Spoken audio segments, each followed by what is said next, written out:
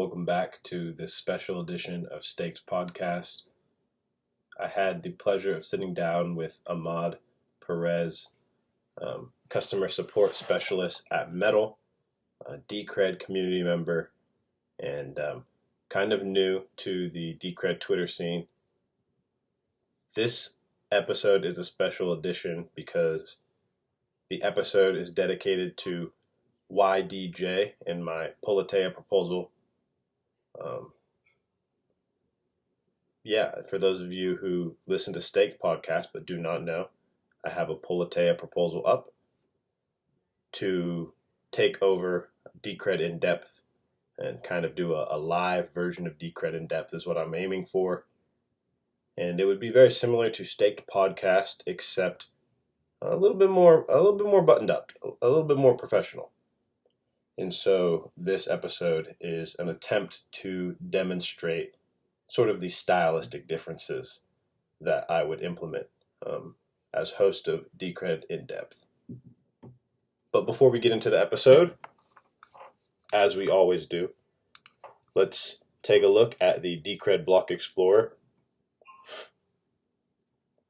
We are at proposed block 521,109. The current Decred ticket price is 212 DCR, with Decred sitting at an exchange rate of $55. Let's see how much. I'm sure there's people who could do that math in their head, but I'm not one of them. 55 times 210. Whoa. It cost $11,000 to buy a Decred ticket today. And this is a very important metric because what it means is that there are people who are willing to lock up, this amount of money in order to participate in the governance in a pseudo-random, 28-day average, unknown time period. But it's a lot of beautiful things happening in Decred right now, and just a very exciting time. The hash rate reflects the price increase that we've seen since the last episode. The hash rate is up to 400 petahashes, and we have 55.31% of the total Decred staked being locked up. I actually expect to see this number continue to go up as we enter into this bull market, but 55% is the highest we've ever seen since starting Stakes podcast. So very, very impressive. And the total coin supply is at 12.5 million. So still a lot of time to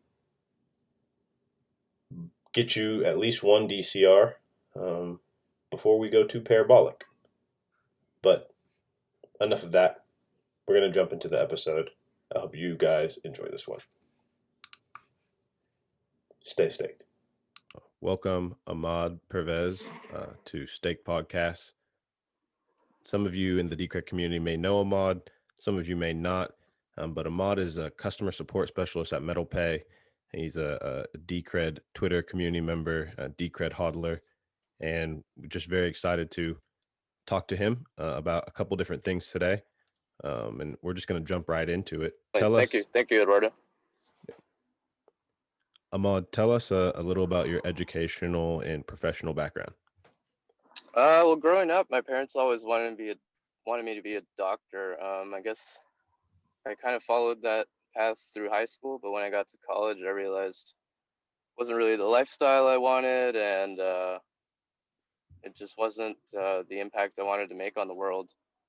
So actually, I ended up dropping out of college. I went to Texas A&M at first. This was back in 2010.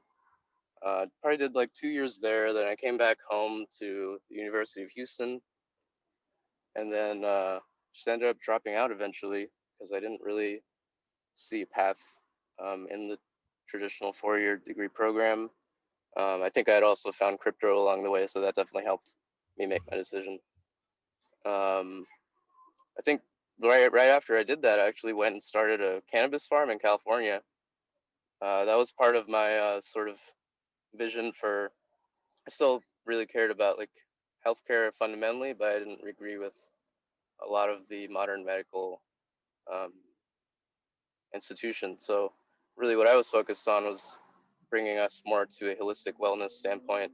So that's why I went and did that, but it ended up not working out with my business partner, and that sort of folded about a year ago, a little over a year ago, and that's when I started working at MetalPay. Marshall Hayner, the CEO, he's been a friend of mine since about 2015. So I hit him up. I was like, "Hey, you guys need help?"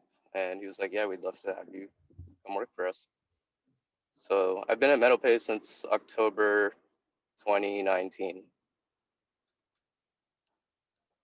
which has been a really good experience. At first, I think I offered to do support, but then when I got there, they already had a support guy, so I kind of jumped into more of like blockchain research.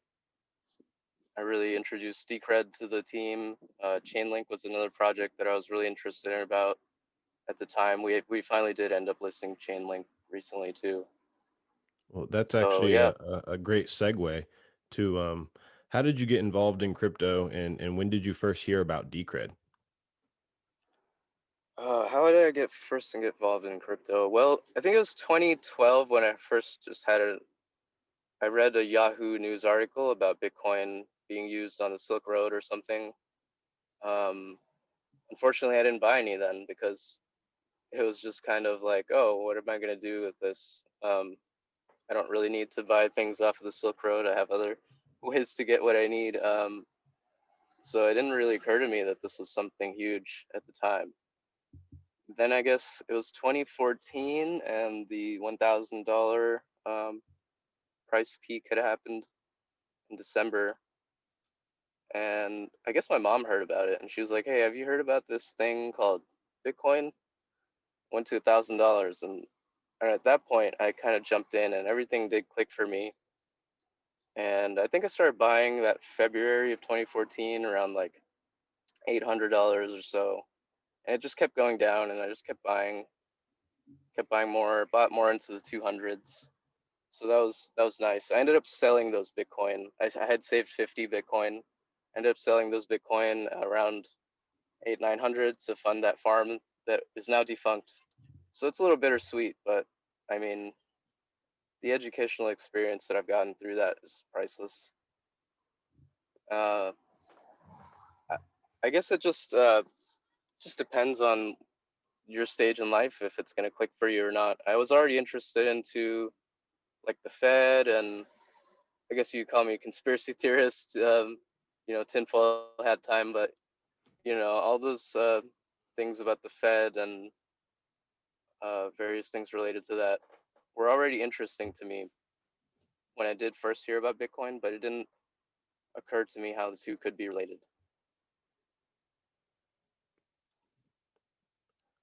And when did you first hear about Decred? Oh yeah, so Decred probably 2017, right when it had its first real boom. When everything else was going down. No, 2018. Sorry, everything else was going down, and I think it was just really didn't do too much research at the time. But it was just interesting that I saw this asset was going up while everything else was going down, and there was quite a bit of social chatter about it too at the time. So that was my first exposure to Decred. You are recently in between cities. Why Houston? Is Houston the future tech capital as compared to cities like Austin or Miami? Yeah, so I was been in California for the past 3 years, 4 years really. 3 years that I spent out on the farm, which was like east of Sacramento, El Dorado County, kind of near Lake Tahoe. When that all came apart, I was in the Bay Area for the past year. Um, and then since COVID happened, we're just fully remote. So I decided to just come back home. Houston's home for me. I grew up here for about 17 or 18 years since I was like 7 or so. So just wanted to be near family again. And yeah, the whole COVID situation gave me a good opportunity. I think it's definitely got a lot of catching up to do in terms of being a tech capital like Austin or Miami. But I think all the pieces are here. There's a ton of diversity. It's not just It's not just a buzzword. I mean, there's really people from all walks of life here, and no one really thinks twice about it. Even though you would think it's like a southern city, you kind of forget that sometimes. Um, but you've got the oil industry, you've got aerospace, you've got biotech industry. So I think all the pieces are there. I've been bugging Mayor Sylvester Turner on Twitter a lot. Like, where are you at? Because Francis Suarez started following me, and I know he's just really gung ho about crypto and Bitcoin, about attracting all the tech entrepreneurs to Miami. So hopefully Sylvester can kind of hop on the train. There are definitely like lots of little pockets of entrepreneurs here. So it's all about creating the right environment, I think, to help it grow. Just a few weeks ago, I actually met the founder of this new project called Above Ground Market. So he's basically building a new open bazaar. I think Open Bazaar recently actually went under, so he's kind of taking advantage of that void in the space, trying to make a decentralized peer-to-peer marketplace that runs on crypto. We want to integrate Decred, but currently BTC Pay server doesn't have Decred support. But I think there is an open issue on GitHub for somebody to go build that. So if someone's interested, let me know. What are your thoughts on the internet, anonymity, and privacy in general? Oh boy, that's a loaded question. Yeah, I think especially in today's day and age, even though people don't think about their privacy and are probably willing to exchange convenience for privacy, I think it's still more important than ever, as we've seen recently with, not to get into politics, but censorship has been a real issue lately, and the way that AWS and these other central providers for the internet can basically cut you off of their services, I think is a pretty big issue. So it'll be really interesting to see how different blockchains that are performant enough can kind of supply that infrastructure for maybe a decentralized internet that's being built. And I think financially, privacy is super important because now with Bitcoin, we're seeing some regulatory takeover, really, from like the miners side. I think there's plans to implement some sort of soft fork on the node software that would basically filter black and white listed transactions for like North American miners. So they would basically not mine transactions that have been linked to blacklisted funds, and however Chainalysis or whoever deems them so. So you could get completely unlucky and do something that you thought was fine, but they didn't, and you're just kind of out of luck then. Yeah, you don't even necessarily have to be doing anything nefarious, but that can lead to sort of I think it would definitely lead to the degradation of like the initial value proposition of that Bitcoin being a cash system that's really permissionless. So What is Decred definitely offers an opportunity with the mixer. Got the decks, obviously. So I think it'll be really interesting to see how it all evolves. I believe earlier in the interview you said you started working for Metal in October of 2019, correct? Yeah. What has been the most surprising thing about working at Metal? Surprising thing. I think it's my first experience in any sort of tech company, or call it Silicon Valley or a startup. I think we're beyond the startup stage, but still sort of the same environment. The thing that surprised me is just that the hierarchy is very flat, so you can contribute on like any level that you're able to, really. And there's no qualms from executive management about you trying to offer input in any sort of department. So I think that's been the coolest and most surprising part so far. There are a couple different components to Metal Pay and Proton. Can you explain what each of these is? Yeah, so MetalPay was founded back in 2016, and then the app launched in 2018. Correct me if I'm wrong, but it's basically a payments platform. It's like it's P2P payments like Venmo or Cash App that you can make with both USD Cash that's in the checking account or with crypto that you can buy and sell within the platform. Um, I think it's basically like a Coinbase, but with more of a payments focus. Recently, we've increased our limits to where I think now you can buy 30K of crypto a day. Monthly limits are, you know what? Don't hold me to this, but limits have increased, and we're very much more competitive with Coinbase now. Basically, MetalPay is the on and off ramp. So, and then Proton blockchain, something that we launched recently this past year, it's basically a code fork of EOS, but with some pretty significant improvements to where now you don't have the issue of needing to interact with all the different resources and RAM or net and CPU that you need to mess with on EOS, which has kind of become annoying for app developers as they try to build on it. So we've kind of pushed that into the background. Um, the way now you can purchase resources is just through a simple subscription, like any app developer would be used to as they're signing up for AWS or anything like that. And that just kind of runs in the background and lets developers focus on what they do best, which is building dApps. Um, the focus really for Proton blockchain is to bring banking commands and KYC onto the chain.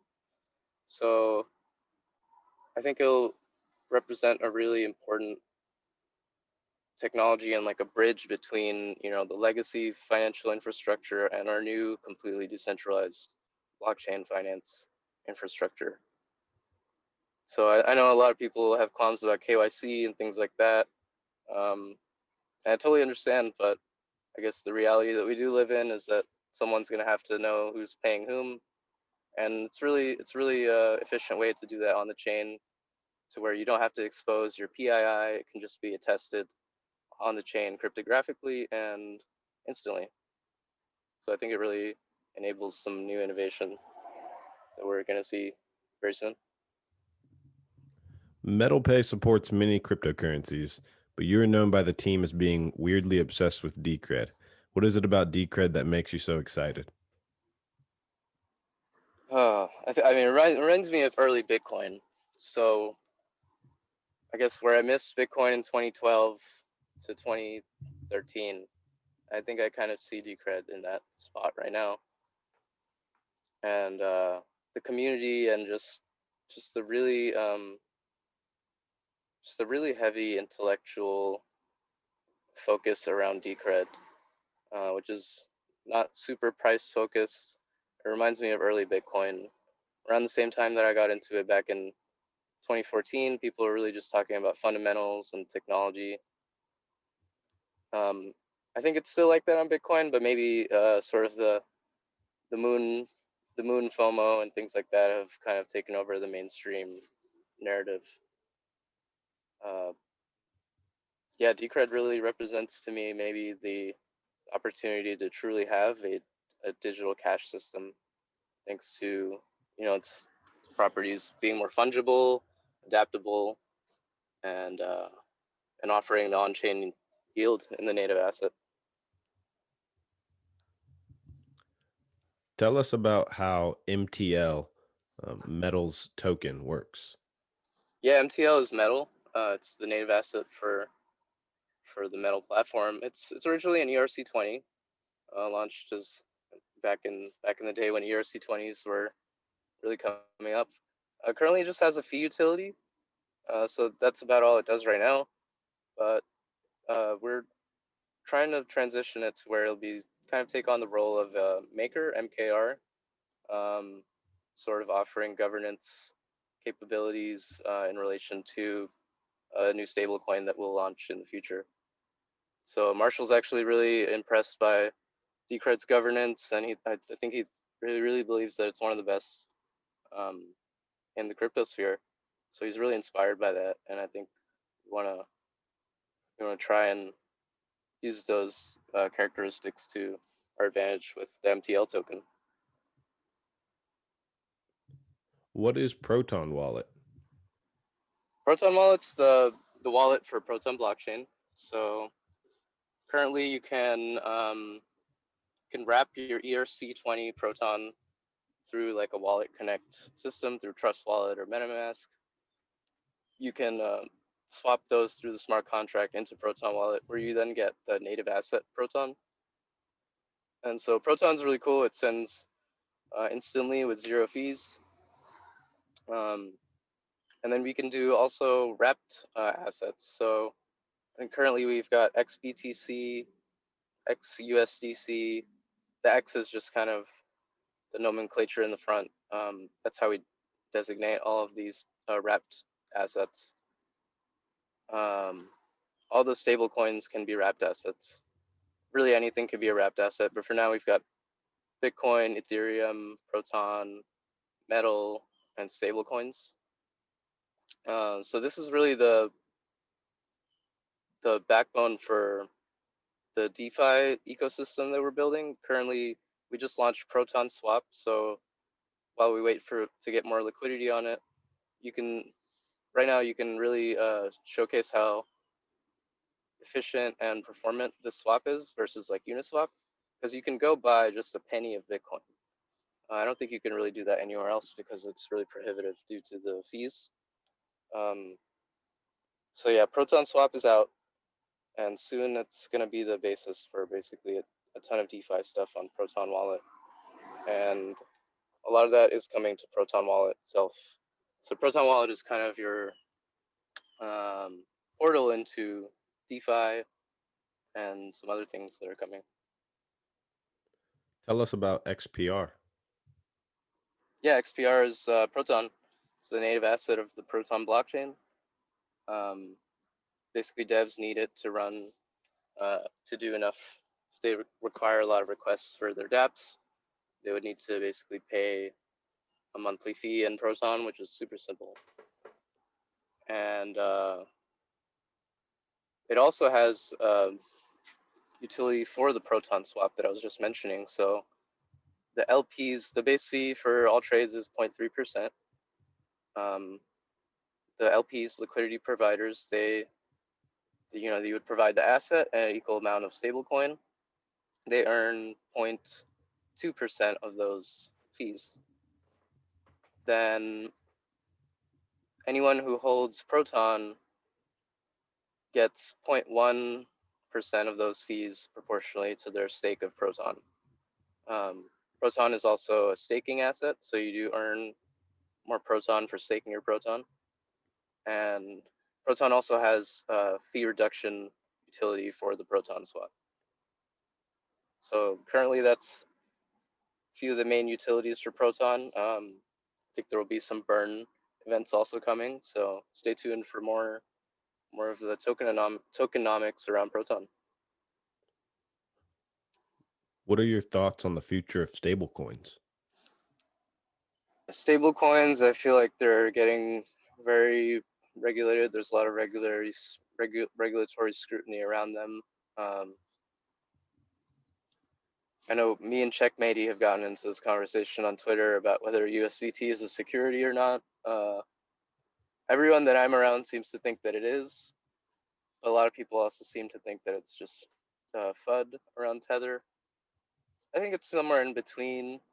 Maybe they are too large to fail, but there's definitely going to be some sort of scrutiny that comes around, and it will sort of, if nothing else, it will be kind of a FUD event on the crypto space, and it could be sort of a potential bearish event on the horizon around Tether. But I think USDC is really cool. They're doing everything very to the book. TUSD as well.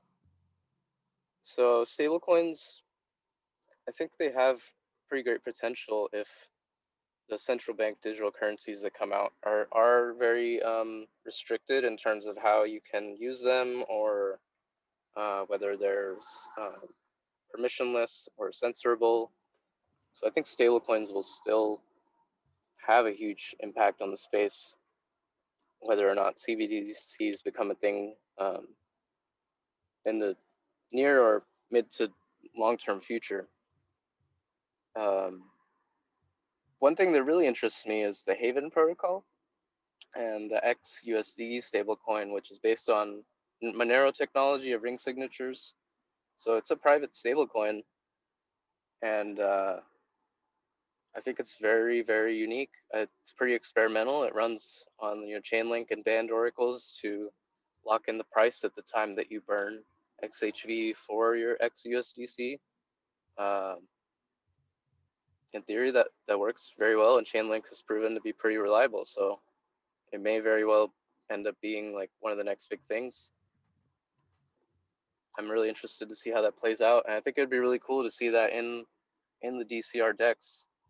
So maybe DeFi things can be built around Haven and the DCR decks and drive chains. Actually, I need to do more research into drive chains and those kind of smart contracts. So that's just me theorizing right now, but I think it offers some really interesting possibilities. In September of 2020, Metal announced Metal and Proton would be getting into DeFi. What is DeFi? First, examples, etc. And what is the first DeFi product looking like?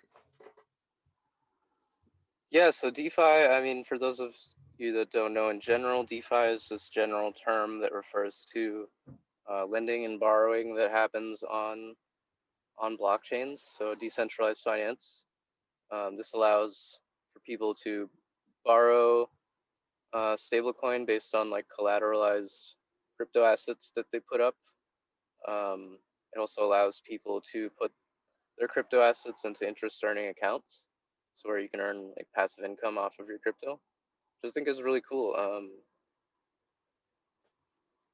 I think so. I think people will really, especially with stable coins, I think people will transition away from their bank savings accounts quicker than you would realize once they realize, hey, this isn't, they've heard crypto is like this thing that goes up and down, and they don't know when it's going to go up. They don't know when it's going to go down. So they're really hesitant to put their money in it. But for a lot of people, I think the first real confident step they'll be confident in taking is just maybe putting some stable coins in a interest earning account that earns 8 to 10%, and that's way better than they've done on anything through a bank. So I think that's a really interesting uh, possibility coming up. And basically, our first DeFi product is going to be uh, interest earning accounts for Bitcoin, Ethereum, and USDC. So I believe it'll be 5-6% for Bitcoin and Ethereum, and you'll be able to earn 8% on your USDC deposits. Metal acquired Blocks.io in mid 2020. What can you tell me about this acquisition, and how has the merger been for you all? Yeah, Blocks has been like the most prominent block explorer for the EOS ecosystem. Saeed Joffrey is the CTO and founder of that. Basically, it was kind of an acqui-hire. He still works for Metal, and he's probably like the lead um, Proton developer in terms of building out the Proton swap and smart contracts, everything that goes around that. It's been really good. We brought on some really good team members, and I think the transition has gone really well. Built a lot of cool things that everyone's about to start seeing pretty soon. So yeah, it's gone really well. What future do you see EOS playing in this crypto ecosystem? I think Dan Larimer did a really good job building EOS. Super unique computing system, blockchain-based like cloud computing system, I guess more technically is what you would call it, compared to like a blockchain like Bitcoin or Decred, which are very simple and highly decentralized. They can't do much computing, but they do what they do very well.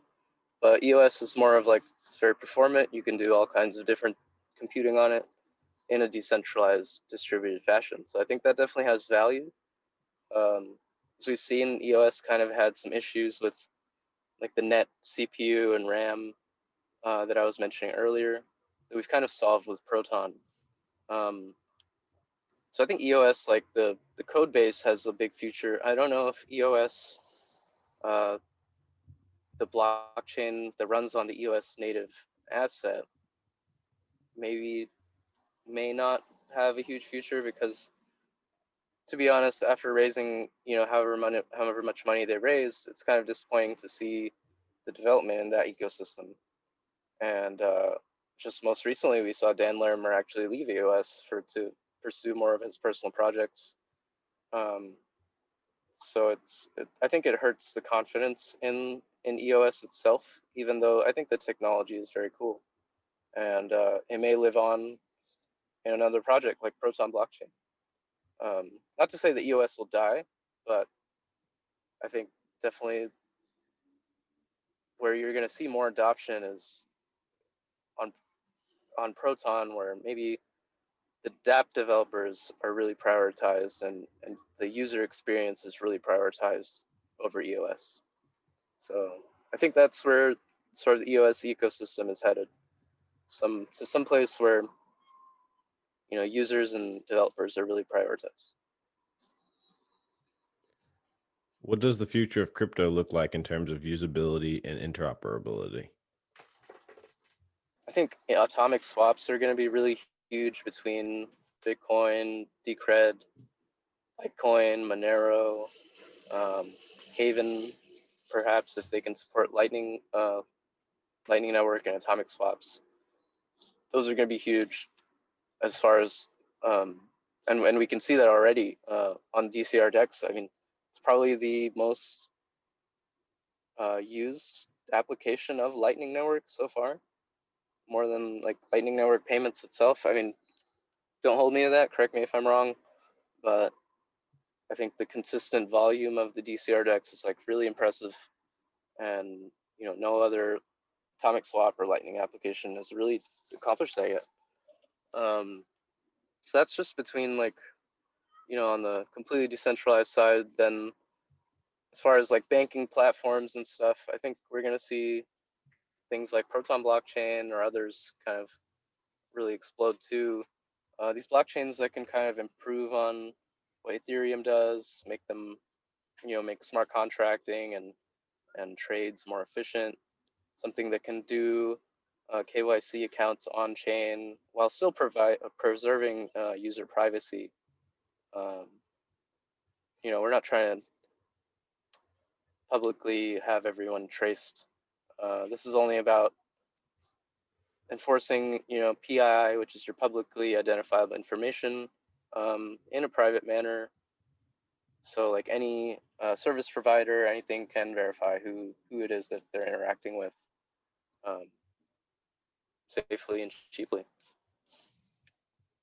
And wrap tokens are part of that. So I think the interoperability aspect, I think we're going to see through wrap tokens or even IBC, such as like on Cosmos blockchain. Inter-blockchain communication is a little different from wrap tokens, where I guess two blockchains can execute commands on one blockchain can kind of an event on one blockchain can trigger an event on another blockchain uh, without needing a wrap token. So I think that's also very interesting. What is the future like in terms of DAOs? Decred. No, really. I think it's like I don't know who said this. Maybe it was Chris Berniski. He said it was like a cybernetic organism that's constantly growing and adapting, and basically everyone is a participant in it. I think that's amazing. Versus like Bitcoin is a huge accomplishment, but I think a big big drawback of Bitcoin is that, people aren't participants in its governance, which is really informal and just kind of left to the various dev shops and miners and whales and things. So yeah, I think Decred is a huge improvement over that, and I'm excited to see what can be built on it. The sub DAO structure, especially. I think maybe Chris Dannon is working on something for that. I haven't seen anything official. That's just me speculating. Chris Dannon at Iterative Capital said he was working on a Decred product, so just me kind of assuming that's what it could be. But I guess we're gonna wait and see what that is. But yeah, I think sub DAOs will be huge for Decred. People can get their stimulus check direct deposited into Metal. How easy is it for people to buy crypto with their stimulus check? Yeah, so I still qualify for those. So I've gotten my past 2 checks right into MetalPay. It's been super easy. I think I got them like before anyone got them in the mail or like even into their bank account, because I typically find that I'm like the first person posting about it when they do go out.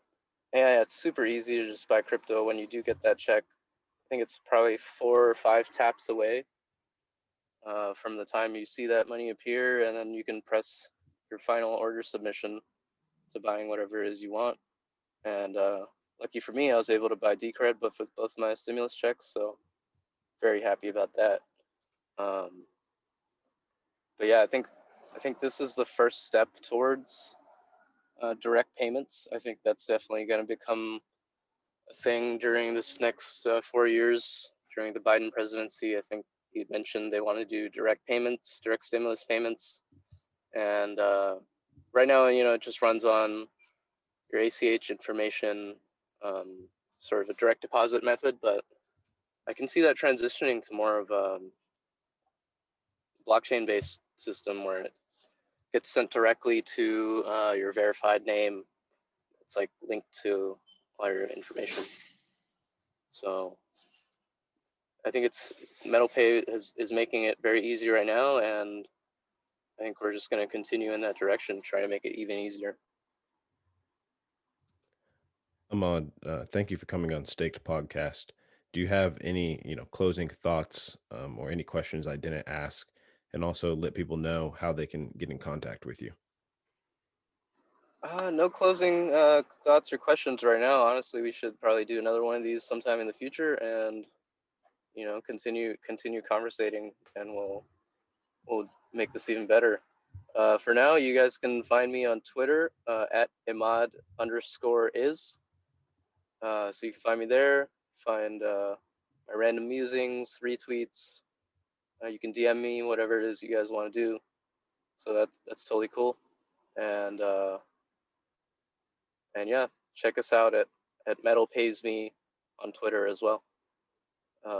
Yeah, thank you, Eduardo. This has been awesome. No, the pleasure is truly mine. I will have all of that linked in the description so you guys can check it out there. Thanks for coming on. Stay Sweet, staked. for sure.